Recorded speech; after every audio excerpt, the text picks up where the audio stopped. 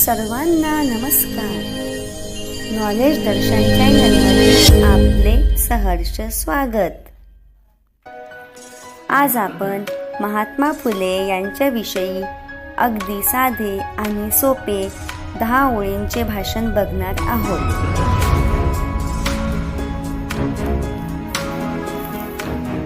ज्यांच्यामुळे शिकली दीनदुबळ्यांची मुले, ज्यांच्यामुळे शिकली दीनदुबळ्यांची मुले, ते ज्ञानदाते भाग्यविधाते महात्मा ज्योतिबा फुले, महात्मा ज्योतिबा फुले.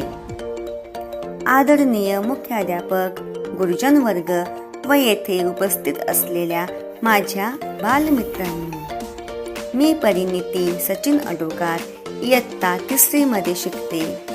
आज मी तुम्हाला महात्मा ज्योतिबा फुले यांच्याविषयी काही माहिती सांगणार आहे. ती तुम्ही शांतपणे ऐकावी ही माझी नम्र विनंती.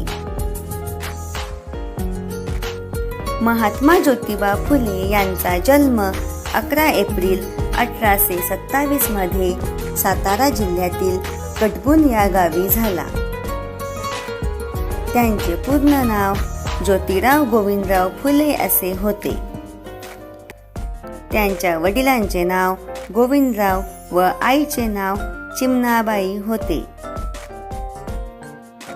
महात्मा फुले यांचा विवाह सन 1840 मध्ये सावित्रीबाई यांच्याशी झाला.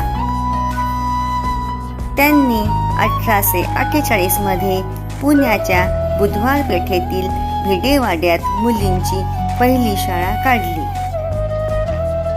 महात्मा ज्योतिबा फुले यांनी निराधार, दलित, गोरगरीब लोकांना न्याय मिळावा म्हणून सत्यशोधक समाजाची स्थापना केली. त्यांनी बालविवाह, सतीप्रथा, जातीवाद थांबविण्यासाठी आतोनात प्रयत्न केले. महात्मा फुले हे एक महान समाज सुधारक होते. दुर्दैवाने 28 नोव्हेंबर 1890 मध्ये महात्मा ज्योतिबा फुले यांनी अखेरचा श्वास घेतला.